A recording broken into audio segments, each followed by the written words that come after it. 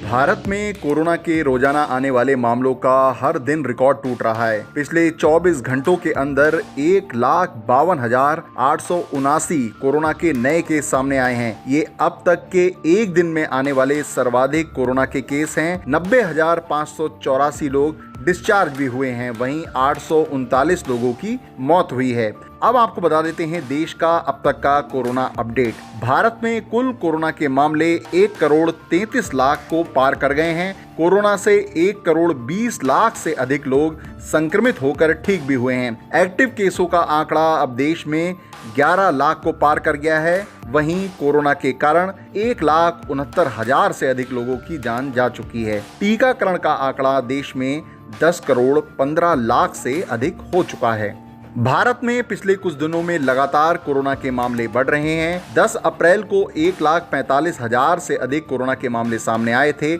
9 अप्रैल को 1,31,000 से अधिक केस रिपोर्ट हुए थे। 8 अप्रैल को 1,26,000 से अधिक, वहीं 7 अप्रैल को 1,15,000 से अधिक कोविड के केस दर्ज किए गए थे। 6 अप्रैल को 96,000 प्लस कोरोना का आंकड़ा सामने आया था। वहीं 5 अप्रैल को 1,03,000 से अधिक कोरोना के केस देश में रिपोर्ट हुए थे।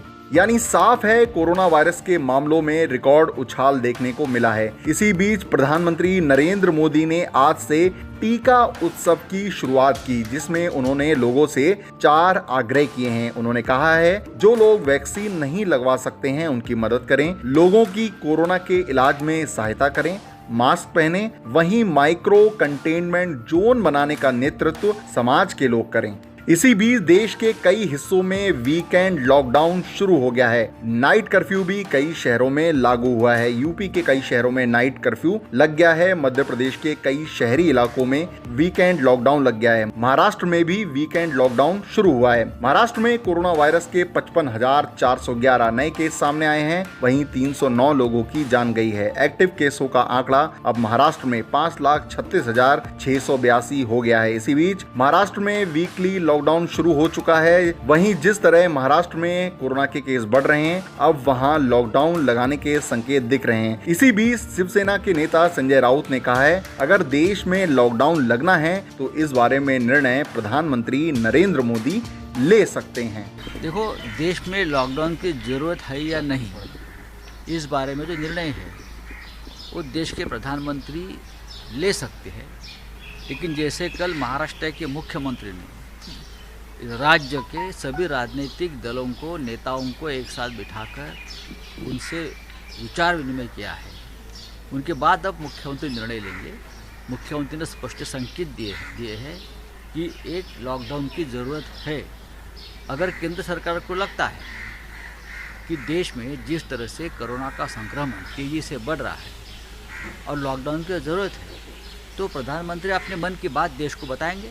लेकिन मुझे लगता है पश्चिम बंगाल के चुनाव की पूरा उनका जो शेड्यूल है वो पूरा होने के बाद इस बारे में केंद्र सरकार निर्णय ले सकती है। इसी बीच दिल्ली में भी कोरोना वायरस के मामले लगातार बढ़ रहे हैं, जिसको देखते हुए दिल्ली के मुख्यमंत्री अरविंद केजरीवाल ने आज ऐलान किया कि दिल्ली में अगर बेड की कमी हुई तो लॉकडाउन लगाना पड़ेगा। दिल्ली में पिछले 24 घंटों में 10,732 कोरोना के नए मामले सामने आए हैं।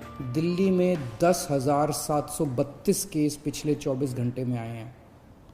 10,732 केस पिछले 24 घंटे में। उसके पिछले 24 घंटे में 7,900 केस आए थे। उसके पिछले 24 घंटे में 8,521 केस आए थे।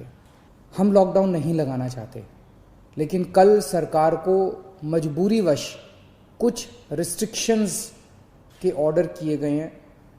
जैसे बसों में अब 50% लोग बैठ सकेंगे, मेट्रो में 50% की ऑक्यूपेंसी हो सकती है, बार्स रेस्टोरेंट्स के अंदर 50% की होगी। इस तरह से कुछ कई सारे रिस्ट्रिक्शंस कल लगाए गए हैं। आप ही के लिए लगाए गए हैं, आप ही की सेहत के लिए, आपकी सुरक्षा के लिए लगाए गए हैं। वहीं भारत में वैक्सीन की कमी कई राज्यों में सामने आई है। इस पर आज आम आदमी पार्टी के नेता राघव चड्ढा ने मोदी सरकार पर हमला बोला। देश के राज्यों के पास, राज्य सरकारों के पास 2 से 3 दिन की वैक्सीन बची है और उनके वैक्सीन के जितने स्टॉक्स थे जिस मात्रा में उनके पास वैक्सीन अवेलेबल थी वो खत्म होने वाली है। 48 घंटे में 72 घंटे में वैक्सीन हर राज्य के पास लगभग खत्म हो जाएंगी। और दूसरी ओर अपनी छवि चमकाने के लिए, अपनी वाहवाही अंतर्राष्ट्रीय मंच पे लूटने के लिए इस सरकार ने और प्रधानमंत्री जी ने हिंदुस्तान में बनी ये पेशकीमती, लाइफ सेविंग, जिंदगी की रक्षा करने वाली, आपको सुरक्षा कवच पहनाने वाली वैक्सीन को एक्सपोर्ट कर दिया भारत के बाहर। मैं आपको बताना चाहूंगा कि 64.5 मिलियन डोजेज यानी कि 645 लाख